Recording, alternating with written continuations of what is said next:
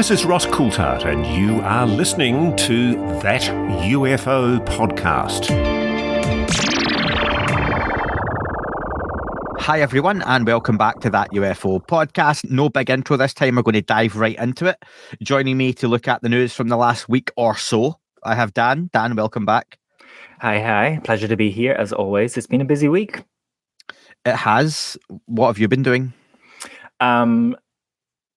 Fighting power cuts, snow, weather, that kind of thing. Eating really good cheeseburgers as well.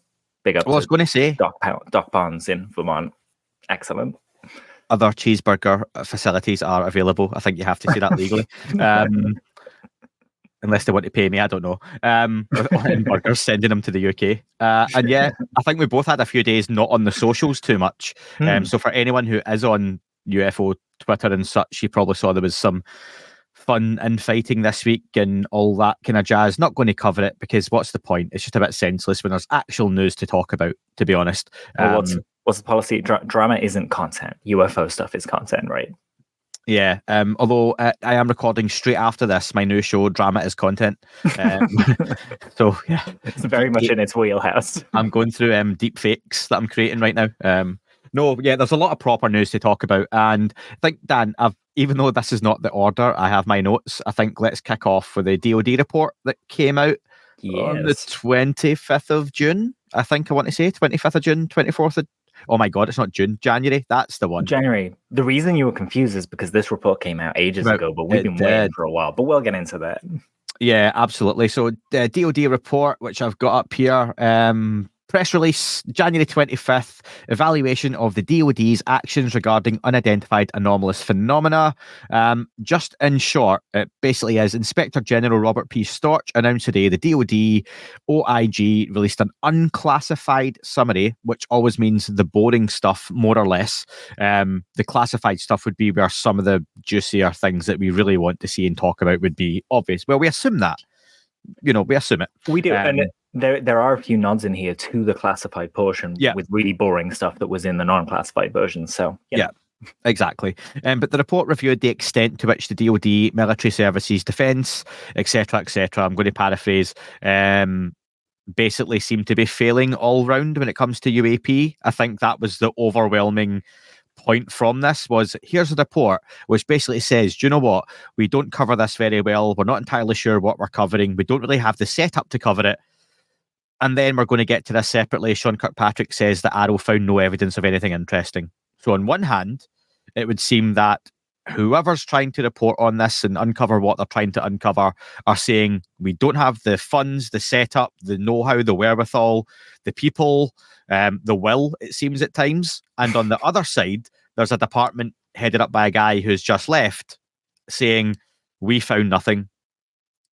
When we talk about compartmentalization, when we talk about obfuscation, when you talk about, and I'm not even going to say conspiratorial lies, because that's, other people like to do that and they might be right, they might be wrong, who knows, crack on. However, sometimes it just comes down to lack of, actually, I don't think Sean Kirkpatrick really cared about the subject ever. Not that you should, I think, be a UFO guy to do this. But also, I think it just shows you that these are all human beings, mostly, I'm sure, running these things, and they are making human mistakes, human errors. They've got human capacity for laziness, oversights, overstepping, and it's just a bit of a mess all in, Dan. Is that fair? That's what I'm kind of taking from this. Yeah, a mess all in is about right. We're looking at a bureaucracy and a whole bunch of tape and a whole bunch of different access levels and compartmentalization. And this is the problem that we've had for decades with this, that information isn't shared. And it's getting to a point where it's starting to look better. But one of the big things to come out of this, and a recent op-ed that Sean Kirkpatrick did, is that AARO isn't at full operational capacity and expects to hit that this year. Yet, when we look back, when you've kind of followed this along, the DoD likes to pretend that the UAP task force and AIMSOG or AOI-MSG were different things when it's just the same structure being passed along. So really, it's not that they've had a year to get this up and running. They've had 3 or 4 years to get this up and running, and we're still not at the point where we've got a decent structure, a decent organization, a decent reporting mechanism or guidance. And this is really what this report gets into, i.e. you've had so much time to do this, and you're still not issuing guidance to the rest of the organizations under, the belt of the American military. And there are a bunch of recommendations that come in here. They said there were 11 in there, but there are only 6 in the unclassified report. And those recommendations mostly consist of stop waiting for AARO, get on with it yourselves, which just makes me think, well, what's the point in AARO then? Also, it makes you start to wonder, random thought time here, what are you all actually looking for here? And I know we're looking going, well, tell us as aliens, right? So let's forget that they're actually going to do that and go with the probably fair assumption that a lot of the folks working on these departments don't actually know where the bodies are, where the craft are, that there is such a thing as aliens, non-human intelligences or whatever, that they are generally coming in to do a job. What even is the task or remit? How do you sit down at a table and go, okay, thanks for joining us, everyone here today on this Zoom call. This is day 1. We're going to throw about some ideas here. How do we go forward to work out, well, what are we working out? Are there aliens? Well, no, that's not what we're working out. Okay, what are these things in the sky? Yeah, how do we start doing that? Oh, they're under the water as well. Ah, okay, and they're in space. Ah, right, okay. It must be an absolute mess to even start doing this. And I think that's probably why half the time you mentioned AIMSOG and AARO and various different iterations of the same organizations doing the same thing or different things. It's like in the UK, we've got a horrendously owned evil empire called Sports Direct, run by one of the worst human beings on the planet for various different reasons, right? I was like, is it Wetherspoons or Sports Direct? And you went for Sports Direct. 50-50. But people in the UK might remember we used to have various different names for this company, which started up and then restarted, and we had Sports Soccer and Soccer World and eventually Sports Direct. But they just kept restarting it again. It's the same company. Same thing, selling the same stuff with the same staff. But like you say, they're all doing the same thing. So this is what's kind of annoying with all of this. But I think for many of us, we lost any faith in AARO a long time ago. And it's interesting to see within this report, like you say, Dan, look, forget what AARO's doing. Let's, start looking at this ourselves. But why is that the case? Well, you would hope that... So there's a little section in the report where Kirkpatrick... it wasn't in the report. It was in a separate interview, a podcast with an outlet, I think CNN, a reporter named Bergen. And Kirkpatrick said to him, the officer's mission is not to prove the existence of extraterrestrials. The officer's mission is to minimize technical and intelligence surprise. So essentially, a day in the life of AARO is probably going into the office, looking at a whole bunch of paperwork of just signals that are something. They don't know what they are. They're just something. And then they investigate them. And obviously, there are a whole, swath of signals that are interesting, but are not explored. This was the whole thing with the filters and the shoot downs. The filters are really narrow so that they can identify things. And anything outside of that is an anomaly. Doesn't mean, it's not a bird. It's just a erroneous reading. So those guys are going through that task of going one by one through those reports and just trying to figure them out. We know what it gets like on UFO Twitter, right? When people are arguing over cases and things like that. Imagine doing that, except you've got 50 cases a day and you're trying to kind of find some substance in them, but you just don't have the access to the information you need. And you not only don't have the access, you don't know that it exists because everyone swears that they're giving you all of the information that they have. And so you end up just in a rock and a hard place, right? And I think this is the problem, that it kind of gives a plausible deniability. Kirkpatrick can say no evidence of extraterrestrials in the evidence that he had. There's that little asterisk next to it. We already had him last year telling Congress simultaneously that he didn't have Title 50 access, so he couldn't get to all the information he needed, but also that they had all the information they needed and these things weren't ET. Both of those things can't be true. And something highlighted in this report is that the office hasn't had a decent approach to this subject. So how can you speak authoritatively on what it's found when it hasn't had a decent access? And that's the contradiction I think that a lot of people are struggling with. And this wishy-washy area that Sean occupies. There was an event at the Hayden Center not too long ago where Sean Kirkpatrick came and he spoke, and he got a bunch of questions, and it was right after he exited AARO and became like a private citizen. And he was tailed by Susan Goff, the spokesperson for the DoD. Now, that might have been innocuous, right? Like that might just mean they became friends while they were working, and he invited her and they got some drinks after, and that was that. But the way it looks and the optics and everything like that, it's just, I feel like they're feeding into the conspiracy theories, and I'm not sure if they realize they are, you know? But you say, even again, to play devil's advocate, because I saw a lot of the stuff around that, and it would just literally be assumptions and speculation and trying to put something on it that may or may not be there. I suppose that's a lot of the UFO topic, to be fair. But you say he's left AARO. Is there no world where it still makes sense that she is there for various different reasons, even in a professional capacity? That's not to say she's there to make sure he doesn't talk about aliens, because I think people sometimes maybe confuse how much or what Susan Goff knows about the subject. I don't think her job is to lie about UFOs. Just part of it. But, you know, so I saw the picture. I don't think that was the biggest deal. And with all of this, it just sounds to me, Dan, if I said to you, there's a hotel here, okay, and I'm going to let you in and you can stay here for a week. In this hotel, one of those rooms, one of the occupants has $1 million. And that $1 million is yours as long as you can find the room yourself and also ask them the right questions to get the money. On you go. But the rooms, it's got 1,000 rooms. How would you start, Dan? I'm going to waterboard you to find the room. I don't know the room. I've just been told the room exists. But I mean, you just walk through the hotel looking at different rooms, right? Like just opening every single door. They're locked. Oh, they're locked. It's a hotel. It's an actual hotel. I guess I got to go to the front desk and everything's filtered through that front desk person. Okay. They are just a receptionist. They don't know. Yeah, exactly. I see exactly what you're getting at. You're going to start knocking on doors. Yeah, you start knocking on doors. Some people answer. Some people don't. Some people have went out. Some people might not be back till next week. Sometimes you knock on a door, and by the time you've got 3 corridors along, someone else is in the room you've knocked on before. Maybe that's the person you have to speak to now, but you're past that room. Maybe some people you knock on the door of who give you some advice are actually looking for the same thing you are, but they give you bad advice to throw you off the scent. Maybe they just don't want to give you the advice. And I think that's what a lot of this looks like when you listen to somebody. If you think of him as just a public figure, Tom DeLonge, who got a lot of interesting access, that's what he was essentially doing, was just going about having conversations with folks. But he had money and connections that we don't have, you know, and he was just doing this as a kind of part-time hobby. And that's what a lot of this subject is like. So I think it's just really shown up AARO for what it was and what it is.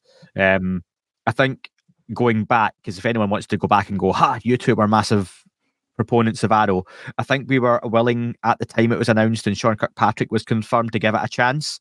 And I almost, and my memory's terrible, as you know, I almost remember saying that it's probably a good thing the guy's not really a UFO person, Sean Kirkpatrick. And I still say the best thing would be having a proper neutral individual in this, but also not one that can't be open-minded, because I think that would be the best way forward for this.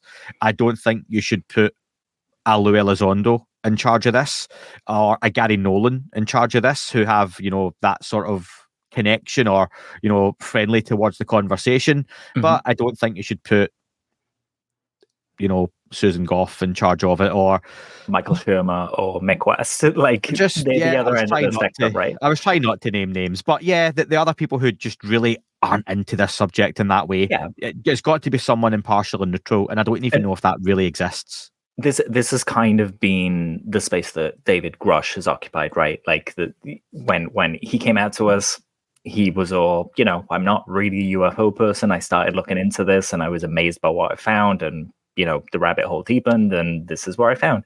But yeah, someone asked me yesterday, you know, who would you want on a panel? I was just like, I want people that I don't know. I want people that have nothing to do with this subject and nothing to do with the skeptical side of the subject and nothing to do with the DoD and military and stuff like that. You know, I just want straight shooter, down the middle, complete transparent, full access to the data, and just see what they say.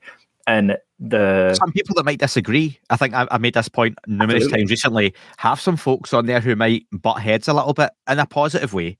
Yeah, that might progress the conversation forward, find common ground. Yeah, absolutely.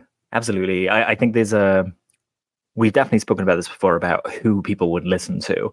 And I think there's definitely a danger here of this report has been a good example of it, where Sean Kirkpatrick says no ET, and then a bunch of people don't believe him just because he's a government official. But then a bunch of us also don't believe him just because of some of the things that he said in the past and some of the things that his reporting has presented about these spheres that are floating and are found around the world. And, that's an anomalous piece of data. That's weird. So why wouldn't he talk about those things?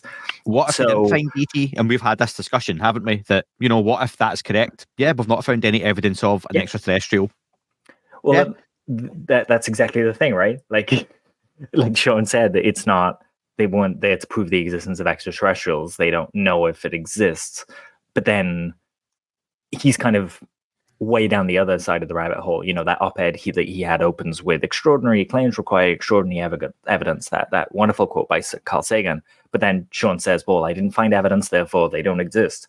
And Carl Sagan also said, an absence of evidence is not evidence of absence.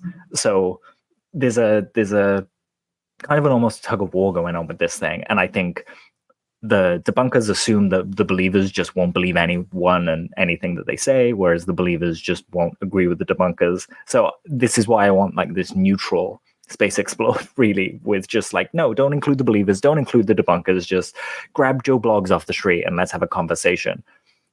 Would they do that? I don't know, because what were the last stats? 80% of Americans believe in ET. So it's really hard to get away from people who are already involved in this. 2.4 million people think that Schindler's List on IMDb is the best movie, Dan, as we just spoke about before this. And how many people, again, so many million, think Dark Knight is the fourth best? I said it was the best. You said it's awful. So again, just because I'm going to get hate mail for that. Yeah, absolutely. But just because a poll says one thing doesn't mean it's right or wrong. It's just a snapshot of opinion, isn't it? We've kind of jumped over into two pieces of news because I was going to cover the Kirkpatrick op-ed piece anyway, but we've talked about it quite a bit. The title of it, for me, said a lot. Is here's what in the op-ed piece Sean Kirkpatrick released once he had officially left AARO. He's moved on to his new role and everything now. Here's what I learned as the UFO government, as the US government's UFO hunter. That says a lot. Yeah, the phrasing's awful. That's tabloid trashy headlines, and I think it's enough to put people off, or to make anyone who maybe has a neutral stance on this, who's looking into it, to go, oh, I wonder what he was saying. As soon as they go, oh, UFO hunter, that's it. You might as well slap the X-Files music and the little flying saucer flying over the top of it, for comedy effect. Don't need him to say that they don't exist after that headline, right? It's all inherent in that headline. And I know Sean didn't necessarily, there might have been some editorial mucking about with that headline, but the fact is, the conversation has grown up a little bit, and it was really surprising in a disappointing way to see that tone struck by him. He could have said everything that he said in a completely non-inflammatory way. And really it came down on the side of the kind of PSYOP narrative, right? Would you agree with that? Well, well, let's go through it. He did say there was kind of three things that AARO in his time has more or less come to the conclusion of as such. So word for word, he said, firstly, no record exists of any president or living DoD or intelligence community leader knowing about this alleged program, nor any congressional committee having such knowledge. This should speak volumes if this were the case, following typical procedure, because it is inconceivable that a program of such import would not ever have been briefed to the 50 to 100 people at the top of the US government over the decades of its existence. So many assumptions, some common sense, which I understand, but you're not talking about a common sense topic or subject here. Nope. And this might overlap again into the other piece of news talking about Diana Pasulka on Rogan, where she talks about the pencils up term that she learned about some years ago, essentially, and we'll get into Diana Pasulka's appearance on Rogan, which is pretty interesting. The idea that so much of this topic isn't written down, isn't in files, it's not saved on computers or on paper, it's a conversation, and the term pencils up is literally, okay, Dan, me, you, and 8 other are in this room, I've got some information to share regarding a crash retrieval, pencils up, no one's recording anything I'm going to tell you, and it is literally, I am telling you and this other person, that's how this information is stored. That is how it's passed on. And after the Manhattan Project and the leaks that happened around there, we've heard from David Grush that this was the secrecy for this program was based on the Manhattan Project. They learn a hell of a lot in terms of keeping the secret and plugging holes. So you would expect this to be more robust in terms of its secret keeping. Word of mouth is not the best way of storing information. People change things, right? Like completely innocuously. But it's the oldest way. Memory happens. And yes, it's the oldest way. And I do sometimes wonder if, people in the past would just have a better memory than us because we rely on our phones and things like that to remember things. Whereas those people... You would imagine, though, individuals hired to do those types of jobs, part of the remit for their hiring would be an aptitude for intelligence and memory, I'm guessing. You'd hope. So someone like me would have no chance. I don't remember an hour ago. I'm awful. I can remember odd details from really random things, but my memory's pretty poor. That's why I write a lot of stuff down. So yeah, and then all you need is one of those people to want to step out of line and be killed, and there's a whole bunch of knowledge lost, right? And am I right in saying Eric Davis with the Wilson memo? It was a conversation that he then wrote down from memory later. Yes, that is purportedly what occurred. Which makes sense. So, yeah, we can have a conversation. You can't record it, though. Yeah, no bother. As soon as you go home, wrote it down. Yep. And supposedly that was a private email that he sent out to a group of people that then leaked out years later. So, totally reasonable that he would have communicated in shorthand what he experienced, and not everything would be 100% accurate. He's getting to the core of the conversation, Yeah. But that kind of makes it just the way with memory, with how memory works, it kind of makes it a fiction problem in a way, right? Like you're dealing with stories that might be embellished, stories that might be changed, stories that just might change over time naturally because every time you recall a memory, it changes. So it becomes a different kind of problem and really hard to grapple with, because if something's not written down, how does someone like David Grush check the veracity of a story if it's not written down? There's no evidence for it technically. Yep. Solid plausible deniability, but also makes the statement there is no record of a presidential blah blah blah blah blah. It makes that statement completely true. And why would there be, though? Like you say, I get it. Sensible thing to do, right? The second point Sean Kirkpatrick made was second, this narrative has been simmering for years and is largely an outgrowth of a former program at the DoD's Defense Intelligence Agency called AATIP, Advanced Aerospace Threat Identification Program. So just to jump in there, so it was a program. There was a lot of arm wrestling over there for a few years as to whether it was a program. The DoD said it wasn't. Here we are, the very guy that ran AARO and supposedly toes the line saying it was a program.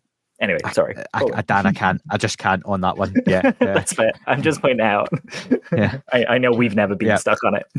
Yeah. Which was heavily influenced by a group of individuals associated with businessman and longtime ufologist Robert Bigelow, founder of Bigelow Aerospace. In 2009, then Senator Harry Reid asked the Secretary of Defense to set up a special access program to protect the alleged UFO material that AATIP proponents believed the US government was hiding. The SecDef declined to do so after a review by the Office of the Undersecretary of Defense for Intelligence and DIA concluded that not only did no such material exist, but taxpayer money was being spent on paranormal research at Skinwalker Ranch in Utah. Now, we know recently some of that was cleared up as to what the money was actually going to, and it was for storage and housing of materials and such. This is well documented in open sources, particularly in records available on DIA's electronic FOIA reading room.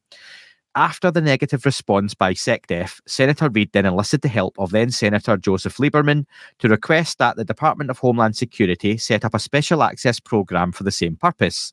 The Administrative Special Access Program proposal package was informed by the same individuals who had been associated with AATIP. AARO's archival research has located the administrative proposal for the Department of Homeland Security's Special Access Program, complete with the participants, which has been declassified and is being reviewed for public release. A lot on that, right? But again, it's the same stuff we've heard about before. I think it still lends to some individuals will come down on the story on one side and say it's all nonsense because of this. Others will come down the other side and say it's all real because of the same reasons. and the truth's probably somewhere in the middle. Yep. Is that's what I I sit would with it. 100% with you. Like, you always get these extremes in conversations, and usually the truth is somewhere in between. And for me, I remember your conversation with Black Vault, where you were talking about FOIA and how far FOIA actually goes in terms of giving you evidence. And there's evidence of, hijinks and just mucking around with the subject there. But in terms of actually uncovering a program, why would there be evidence? Why would that be traditionally stored on paperwork and things like that? Yeah. And I think you and I have always kind of given that space to kind of say, when Jim Semivan says to us, the CIA doesn't do those things anymore, we're like, yeah, wink, wink, like, I know how this works. Like, the government can say one thing and be doing another with another arm, and not necessarily maliciously either. It could just be that you don't know about it. I would expect them to. You've got to kind of keep that in mind, right? One of my favorite things was when I spoke to Jazz Shaw some years ago, journalist. Oh yeah, and he talked about FOIA, and you'll know what it's going to be. I know exactly what you're saying. He said he sent a FOIA request for a document and was told the document didn't exist when he already had the copy of the document. Mm-hmm. Exactly. And so there you go. And that's and this isn't a whole FOIA argument, but I just don't see why it's unreasonable that FOIA isn't infallible, because we've got proof there that it is fallible, that they wouldn't use it to their benefit. That, like you say, we'll have on record what we want to have on record. Mm-hmm. And then I've had arguments with folks like friends about, well, the government, and I mean any government, it's illegal to destroy this, or it's illegal not to declare this. And it's like, of course it is, but do you think they care because they get away with it? Look Absolutely. At all the stuff that governments and heads of governments and people involved in governments, and particularly the military, look at what they get away with. So never mind the really boring, basic political stuff they lie about, cocaine, hookers, criminal records, fraud, expenses. Take that up to the nth degree, where we're talking about nuclear secrets and existence of something non-human, then of course they're going to do what they want and the rules don't apply. I totally would expect that to happen. It doesn't surprise me. I don't see that as a conspiracy either. It makes sense. There's a certain level of, I guess it's need to know, right? Like, you and I don't need to know every time. Shout out to Ross Coulthard and Bryce Sable. Heads up. We don't need to know every time one of the ships in the British Navy come close to kicking off with an altercation with another country. That will be dealt with. That's kind of part and parcel of having the forces there. I remember talking to a guy who was on the ship, who he was like a friend of a friend, and we just got into a conversation at a bar, and he was saying, like, I'm the guy that sits at the red button, and every day there's like 4 or 5 moments where I'm like, do I have to launch? And he said, never has happened, but it's really stressful, and it happens whilst you're just going about your day and you're 9 to 5. And if we told you every time it happened, there would be mass panic in the streets, because you'd think World War III was going to kick off every single day. It's not. And so there's a level of kind of need to know there to keep people sane, Yeah. You expect that. And yeah, it's frustrating when that buffer isn't kind of given. And, I would say, and again, I think this is something we said before, like, yes, okay, take people at their word, but kind of check and read around it and kind of actually inform yourself about how these things work, because it's never really as straightforward as people say it is. Yeah. And finally, the last point Sean Kirkpatrick made was the key purveyors of this narrative have known one another for decades. In the early 2000s, several members of this small group also participated in a study, erroneously characterized by the same participants as having been sponsored by the White House, on the possible societal impact of disclosing the existence of extraterrestrials to the public. With the authenticity of the above-mentioned concealed government program taken as its baseline assumption, the think tank in question was a futures enterprise that often worked on fringe studies, and many of the individuals involved with the study also worked for Bigelow Aerospace in support of the AATIP program. Galileo once worked on fringe studies showing that the Earth wasn't the center of the universe. I feel like that word is so loaded in there. Like, just because something's fringe, it doesn't mean that it's nonsense. And this is a hard thing to drill down on when I'm not intelligent enough or eloquent enough to do it. But there's also so many things that, okay, this group of people worked on this. Doesn't mean they were all friends. Doesn't mean they're all in on a conspiracy. They were hired to do a job and paid to do a job. They then some of or most of them moved on to something else. Not all of them. How do we know some of them didn't then fall out, disagree, move on, change their own thinking, go, do you know what? I'm not really into this anymore. I'm going to move on to something else. I'm now working on this program elsewhere. I'm now getting involved in this area of science, which has nothing to do with UFOs. Best of luck. Or do you know what? I just don't like the way you lot are going about it.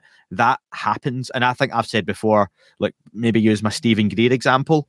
Based on nothing other than personal opinion, I think 20 odd years ago, Stephen Greer had some decent connections, some decent knowledge, and had the right idea. I don't think he's in the same place now. I would agree. I just started listening to some of the old Art Bell classic interviews. Oh, nice. And he's just introduced a young and spunky Stephen Greer. I think it was 1998. And I just started listening to it the other day, so I need to go back to it. It was literally the opening, but it was so it's not weird. video, right? Like, so you can see how people were back then. I loved that it wasn't. It was proper radio, and it sounded like radio because it was, and it was the old telephone conversation. And yeah, so I'm going back to listen to that kind of stuff to see what I can kind of pull up and talk about it and whatnot. And no doubt opinions will change on things as they have. That's 25 years ago, 26 years ago now. And that's not to say people have been lying or were lying, but time moves on. So yeah, it's an interesting one, that. And I think Sean Kirkpatrick has loaded this with the very thing that I think he's trying to say causes the problems for the UFO community. He's just doing the same on the other side. You know, full of conspiracy, loads of assumptions, overgeneralizing, and it's just the same thing. And this is the thing that frustrates me when people say, oh, you just don't want to take Kirkpatrick's word that ET doesn't exist. I don't care what the conclusion is. I just want a good faith, transparent, scientific investigation of this subject. I don't want people to indulge in these. You know, if he thinks that maybe that group being responsible is all there is, then, you know, I could see what he means. But he said that there's other stuff going on, and he just neglects to mention it here. So I just want someone that's not scared to just say, okay, these are the options. We've got this. That's one idea. We've got this. This is another idea. There is something here, apart from all these things that there is data on. We've got video. We don't really know how these spheres are floating or if they're spheres, and it needs more investigation. I feel like that would be a more reasonable statement here than just, nope, there's nothing to see. Everyone go away. It's boring. I'm going to work for Battelle in a private lab, you know? Yeah. Last two sentences on his op-ed. Science cannot be left on the side of the road in the mad dash to uncover some great conspiracy. Carl Sagan would expect no less, and neither should the American people. Personally, I'm not looking for science to be left on the side of the road. I'm just looking for it not to be someone's version of science that's being done or looked at or used as the narrative. I'd like to see actual science being done that one day we can look back and say this science we thought was true was wrong, and this is the case, as has happened through every single decade and century of science since it started. Yeah. Science progresses through kicking and screaming, it seems, and this just keeps happening over and over again. And claims bear out over time. Like, you know, like I said, Galileo earlier, we're not the center of the universe, the sun doesn't go around us. Then you've got, you know, everything from, I remember there was a theory of like outside the universe there's ether and everything's made up of ether, and that didn't bear out, but it was a favored theory at some point. Some astronomer said that meteors didn't exist because he'd never seen a rock in the sky. And these kind of assertions of this is impossible seem really short-sighted by any scientist who should know their own subject. You know, it's very frustrating. I don't want people to just say ET exists and, you know, they'll appear when they appear. I just want a good faith investigation into this subject, and I don't see why that's a problem. Like, the fact that it is such a problem kind of perks my ears up and kind of makes me go, what's going on here? Always say the same thing about Brian Cox, bangs on about Galileo being one of his idols and heroes, and Galileo was persecuted for believing something he believed in his hypothesis that the Earth didn't go around the sun. The Earth went around the sun, not other way around, and he was ostracized for it. He was put under house arrest for it because that wasn't the thinking at the time generally. And lo and behold, here we are. You know, we know that is the case. And I just think people at Brian Cox would do well to remember, you know, here's someone you idolized that was persecuted for that. Maybe have a look at what potentially could be not even wrong with science, but, you know, might explain some science we don't understand and fill in some gaps. 100%. Speaking of science, can I just read a quote from the Sol Foundation on the report that came out? So Gary Nolan, Peter Scaffish's organisation. Unidentified aerial phenomenon are one of the greatest and least understood challenges the US government faces in the 21st century, following decades of secrecy. Yesterday's report from the Department of Defense Inspector General shows that the Pentagon, at least, is still not doing enough about UAP. According to the report, the DoD lacks a coherent policy for detecting, tracking, and analysing intelligence on UAP, and is not receiving adequate cooperation from the US Air Force, which historically has had much knowledge about UAP. While this is no surprise to experts on the subject, the release of the report is a success for Congress on the UAP issue. A major problem with the lack of congressional oversight of UAP activities is that the Senate never knew to ask nominees to relevant federal positions about the matter, which changed when Senator Kirsten Gillibrand questioned DoD IG Robert Storch on his seriousness about tackling UAP issues in his 2021 confirmation hearing. That was the famous one where she grilled him and was like, well, you better go and learn it, given I just gave you the job. Yep. And the final sentence was, the IG report is a significant step toward undoing the damage done to Congress and democracy by government UAP secrecy. Last kind of word on that, Dan, before we move on to the Diana Pasulka quotes? I mean, great report. Love that it highlights the issues that need fixing. Like, this is all we can do, right? Address them. The one thing I do want to emphasize is that this comes from, it was originally released, we're talking, I think it was August 15th, 2023. So, and this is the result of a complaint put in by Lue Elizondo. This doesn't come from David Grush's complaints. This comes from Lue Elizondo's complaints. So if anyone has issues, go back, read what Lue said he was trying to do. This bears out. And it seems that the report backs up what he was saying as well. So really curious to see where the DoD goes from here, and what happens now. Running short on time, we're just going to run through a few things from Diana Pasulka's appearance on Joe Rogan. Diana Pasulka has been on the podcast a couple of times. Best accent in the whole of UFOs for me. So, yeah, it was good to see her get the platform to speak about her work, her opinions, and especially from her background as a religious historian. Fascinating to hear her talking on there. And it was a really good conversation. I won't go through the full thing. Rogan kicks off talking about abductions happening at night, Dan, that it doesn't make sense. Why only nighttime? Why would it matter? Why would where our sun is make a difference? But he does then say there's an element of it that seems real, as much as some of it seems BS. Diana corrected him, right? I love this. Yeah, she's like, it doesn't say they always happen at night, but she does say they don't have to be. I think the main point I took away from her, because she answers it really well. She's not condescending either. And I get Joe Rogan does a lot of thinking out loud, but people love that. You know, he's great at what he does. Yeah, she does mention that abductions don't have to be happening in a geological, physical location, as has been discussed, and Joe Rogan is dead open to that. That confuses me a little bit sometimes, that he almost contradicts himself. We can be so... In the conversation he has with Diana, it's about 2 hours, 15 minutes long. It's brilliant. They go into quite a bit of detail about DMT, spirit molecules, spirit beings, ethereal beings, you know, what you see when you're tripping or when you're taking various different psychedelics. And he's really open to that and experiences he's had. And he's even had his own like internal wiring repaired as such when he's taken something. But yet he then really struggles with, you know, alien abductions, what nonsense. And it's like, it's so funny, open isn't it? Yeah. But it's almost like he's wrestling with his own thing, which I totally appreciate though, because he puts it out there, which is fair enough. I think it's important for people to see that struggle as well. That you don't have to accept this stuff at face value. You can digest it over time. This is a huge kind of subject with huge implications and so many different outcomes. And it's not just we're not alone. If we're not alone and it's a consciousness thing, then that's a whole bunch of stuff about consciousness that comes into it as well. And it completely changes how we think of who we are, the world around us, and so on and so forth. So I really value people who allow themselves to be heard thinking out loud and figuring things out. And even though he does contradict himself sometimes, that's okay. Like, we change week to week too, you know? I get frustrated if someone's like, well, you said a year ago that this happened. It's like, but that's where I was a year ago. Time moves on. It's linear. That's the thing about time. So I've put down as a note, I don't see why something coming here wouldn't do it at night, for me, that indicates a level of covertness, intelligence, and potentially intent. And I've made a note for discussion, Dan, just get your thoughts on it.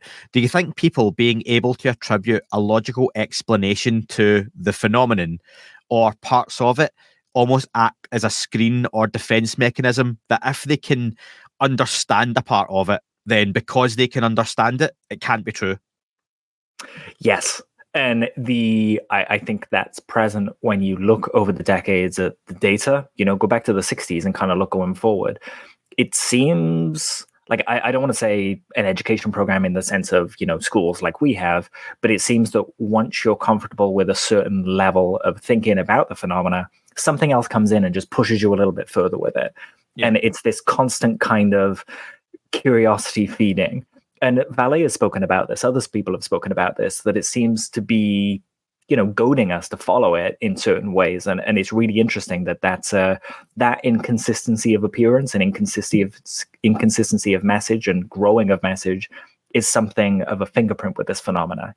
It's not that, I saw an airship and you can set up sensors to catch an airship. If you understand the airship, chances are next time you're going to see a saucer. There's an escalation to this. And just because they don't understand it now doesn't mean they won't. It's like, how many video games have you ever played where you have struggled really badly with one of the big bosses at the end of a level, or a particular element of the game? Famously, Turtles on the Nintendo Entertainment System had the underwater level that was really hard to complete. But eventually, once you do it once, you fly through that every single time you play it, and it becomes second nature. And like you say, you then move on to struggling with something else. Yeah. So just because they don't understand it now doesn't mean they won't. But for a lot of people, it can take either putting in the work to understand it, or they just give up and don't go back to it. And I think a lot of people, that's where they are with the UFO conversation in the public. It's kind of like something you could refer to as a great filter, right?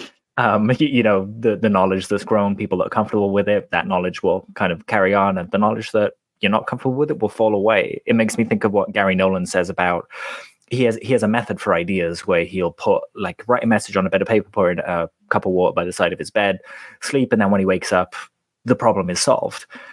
It's that kind of thing. It takes a while to kind of seep in and kind of for you to actually, properly grok, because there are concepts here that we're just not comfortable with. So, for example, the nighttime abductions thing, there's an assumption there that we don't really realize is an assumption, and that is that they see visible light. They see the same part of the really thin slice of electromagnetic frequency that we do, that shows us the colors around us. If they don't see that, they wouldn't know night from day. So there are all these, concepts that are just inherent to us and our biology and how we live, that don't necessarily translate, but we try and put onto this phenomena. And admittedly, it has to talk in our terms to kind of meet us halfway, right? But it's interesting to keep that in mind as we're exploring this, and to see the contradictions of, well, maybe it's not a perfect metaphor yet. We're getting there, It used to be that it was religious. When people were religious, the miracle of Fatima, the person it presented to, Lucia, and the other children, the person that the apparition of Maria presented to, they were religious. So it's going to speak in religious terms. Just like Sean Cahill says, if Ben and Jerry talks about ice cream, they're going to talk about it in ice cream language. Makes me hungry for Ben and Jerry's. I might get some tonight, actually. The factory's just down the road from me. Probably melt by the time it got to me. They sidebar a little bit and talk about figures transcending what they do, Jimi Hendrix and such. They talk about drug use and perception through the decades. There's an interesting talk about how the government's Rogan makes the point, and I'm paraphrasing, as I just always assume I paraphrase, folks, okay, if I ever get a quote wrong, how the governments are so unsure of the internet still, as it threw a monkey wrench in propaganda and how propaganda was propagated. And I was like, is that right? Surely they just use the internet now to their advantage. It's been around in a few decades in the form we know it. And really, the internet is still in its infancy. How it works, that it's wired mostly. I know it's wireless as well, but wired connections here, but I am. Yeah. And it's still relatively basic when you think of it, isn't it? Yeah. Like at a certain point, we're not going to even think about logging into the internet, right? Like, our phones at the moment, I have a satellite signal little logo, I have a Bluetooth logo, I have a cellular logo, I have a Wi-Fi logo. At some point, that will just be, you pick up this device and it's connected, no matter where you use it. Those kind of subtleties between different signals are going to go away.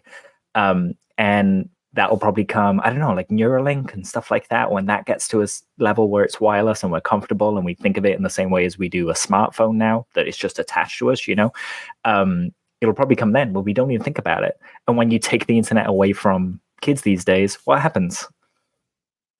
They kick off. Because it's like, I'm missing a limb. What is the world without this thing? And that's what we're going towards. I kick off. I'm not like you, Dan, that can, be one with nature. Me, and 5 minutes with no internet and I panic. I mean, I have the shakes for 5 minutes, but then I get past it, Yeah, not for me. Things go back to UFOs. They do talk about the pencils up term, information being carried about. Diana mentioned how she had studied this in religious studies. It goes back tens of thousands of years as an oral tradition, and how in many ways it can be far more reliable than written. But again, she would know the detail on that. This is where I think it goes into a lot of information, just to touch on it, around what she's talked about with an American Cosmic, but she's reaching a huge audience here that haven't read American Cosmic or haven't. Do you know, Dan, some people haven't watched our interviews with me, which I was blown away. What? I can't believe she never brought it up on Joe Rogan. But no, it's great because some people will watch Rogan and go find more of Diana's stuff, and they should. I think absolutely. She sold out our book prints already and needs to get more in, which is great. But he asks her about the research of UFOs. What about the research of UFOs can be so dangerous? And she talks about Tyler in her book, and very quickly, Diana and American Cosmic used Fight Club names for pseudonyms for some of the people to keep hidden. We know now one of them, for example, was Gary Nolan. Tyler is still the one that we don't know, but we do know is almost definitely Tim Taylor, who worked for Tesla, who works for NASA, who seems to have a very, very interesting job that I don't actually think would have a title, given what he seems to be involved in. I do have to add a little bit here that people might not know who have heard the story from Joe Rogan, and that is that the stuff with Tim Taylor, this guy we're talking about, there's messing around in there. So, for example, in Chris's book, Chris Bledsoe's book, he relays that he was sent like a mission patch that was only given to people that was taken off planet by non-human intelligence. Turns out you can buy that on eBay, and it's given to anyone that's involved in a space shuttle launch. Not saying Chris is lying. I'm saying it was presented to him in a certain way, and certain truths were indulged. It's the intelligence community. Just assume that there's a little bit of mockery going on here, Also, people can, and I'm not saying Chris Bledsoe did this, but people can take things a certain way, overlay. This is something super secret. This is something just for me.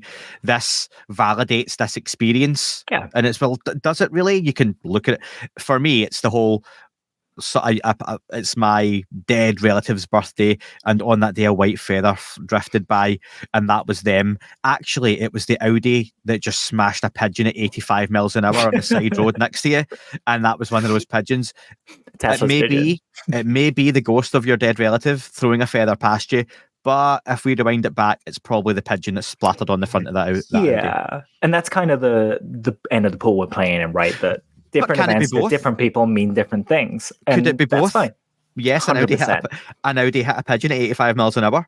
But also they hit that for that reason, and it was all planned out, and it was meant to be, and you were meant to be there. The pigeon, who knows? Exactly. There was a great presentation in New York by Dr. Charlotte Rawlings. She was one of the winners of the Bigelow Foundation's essay contest. She was talking about synchronicities. And she was talking about one of the top three. There was the top three got prizes. Yes, she was. And it was just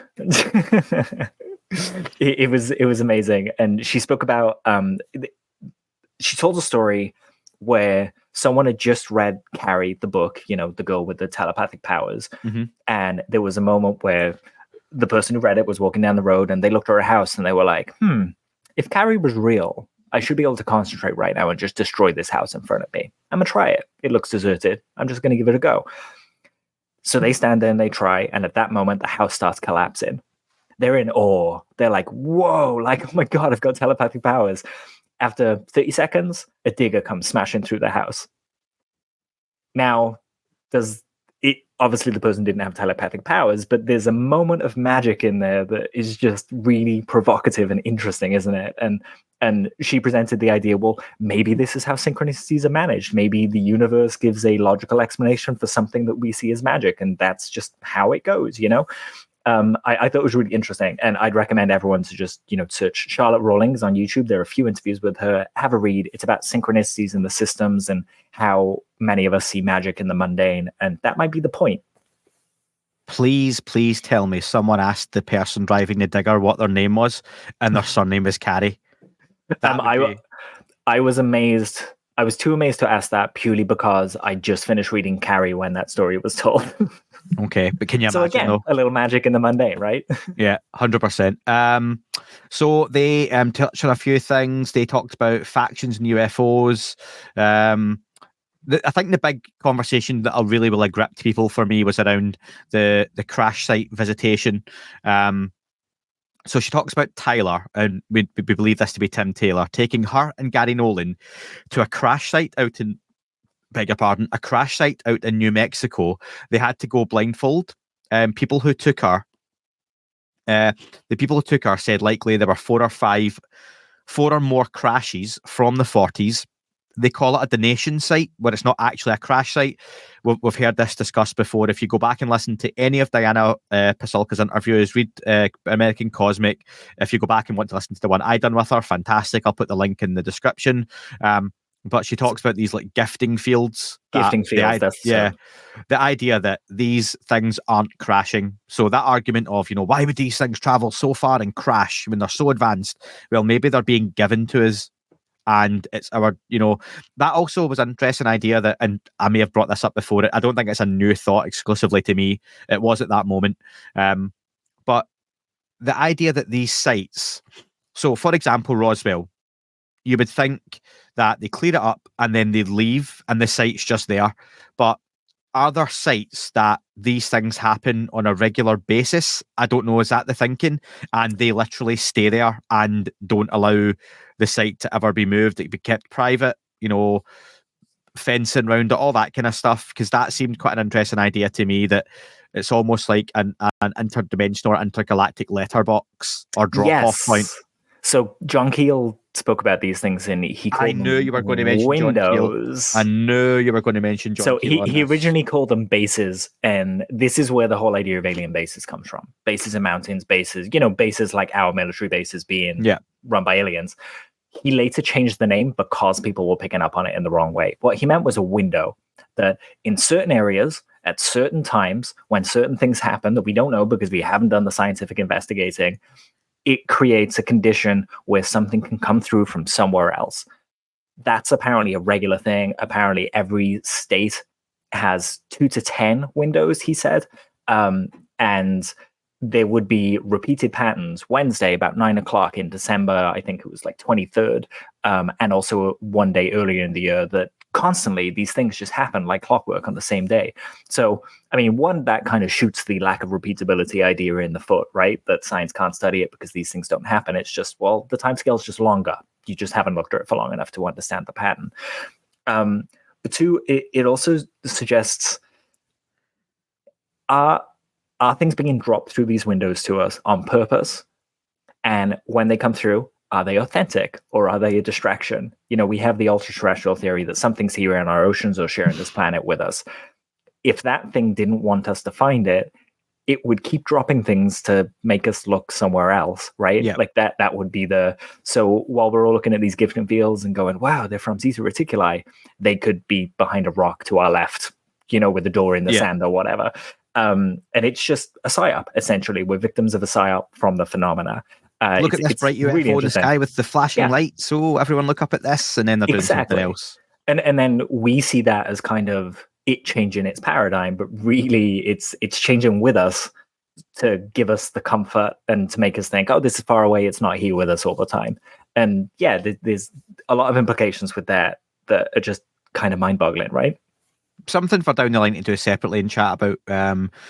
They talked about Tim Taylor taking recovered pieces of, and she says, we'll call them craft. And I think others have said the same thing, where it's almost like a lazy way of discussing it, but let's just call them craft for the sake of it. I think a few folks have said that, and I get it. Tim Tyler took recovered pieces on board the space shuttle to experiment in zero gravity on them, and Joe Rogan brings up the metamaterials and how the way they're layered, like the magnesium bismuth samples and stuff, right. they think can only be made in zero gravity. Now, does that mean the Chinese, the Americans, private industry are doing stuff on their own in space? 100% sidebar. Secret they space absolutely missions happen. Are as well. That's a new form of manufacturing. There's a company in Wales you can go to right now. They're making little manufacturing satellites so they can chuck it up into orbit and it'll construct a material in zero gravity. They talked about how the crash site looked like they do on TV, and that's where the X-Files got it from. Talked about the X-Files having an insider on their show. That is the first episode of season 11, how the episode opens. There's like a crash saucer. That's specifically that. Also, AATIP is mentioned at that point. Mulder gets a text from Harry Reid saying, the AATIP news just broke, and it's referring to the article. The article came out just before that happened, but apparently there was an insider. That's where they would be, kind of like Dark Skies. Yeah. Diana brings up national security element to this. I won't go over too much more, folks. Go and check it out. But funny that to confuse and misdirect people. I thought this was interesting. And she might have said this in the book and I forgot. But they dropped tin cans all over the crash site in the 50s. So if anyone came across the site when they were potentially finding metal that was metamaterial, they would come across tin cans as well and just think it was crap, basically. And a lot of this stuff is potentially way underground as well because of impact and whatnot. So they talked about frog skin type materials crunching back up like the old Roswell stuff. So yeah, all really interesting. Rogan made a really good point, finally, Dan, about the Vatican with the pine cone statue. There's also a pine cone in the Pope's staff, and this is connected to the pineal gland. Joe Rogan, again, dives into UFO friendly mode, going, that's our connection to the gods, which was really open, talked about DMT beings and stuff.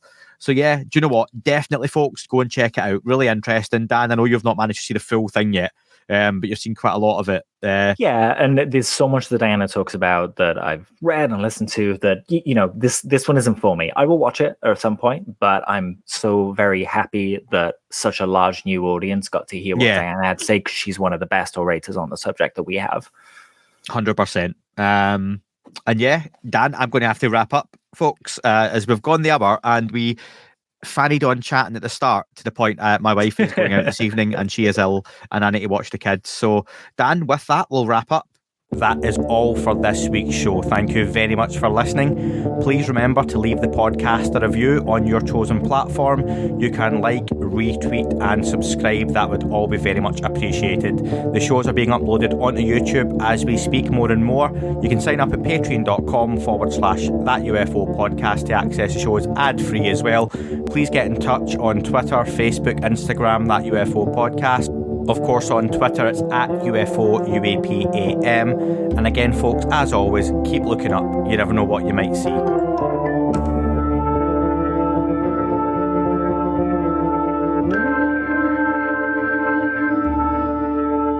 It wasn't a tic-tac and not quite a saucer, more like a hubcap designed by Chaucer, a little baroque and quite steampunk, like Alice was playing bass for the Parliament of Folk. The little fucker hovered right outside of my window, and when I shoved out the screen, he made it an issue. I don't think he expected me to see his ass, but I'd had some champagne and smoked a little around.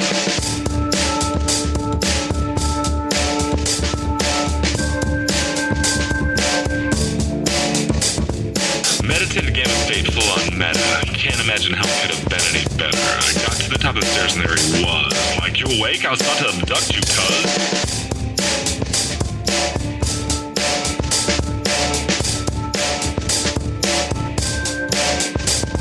I jumped back and nearly kissed myself, and I climbed out the window after the elf, and I woke up in my bed and there was something on my head and everything was weird and everything was red. And I called out to my boys. They thought this was noise. They thought it was a dream. They thought it was my toys. They thought it was my problems, and they think I should seek therapy, and I don't know what to do because it doesn't really scare me.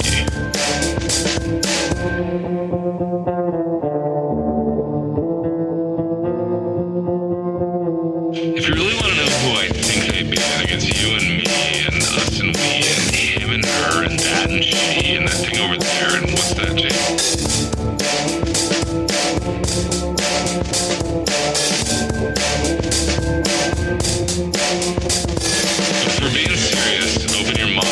Consider your heart, consider time, consider your space, consider your lies, consider your life,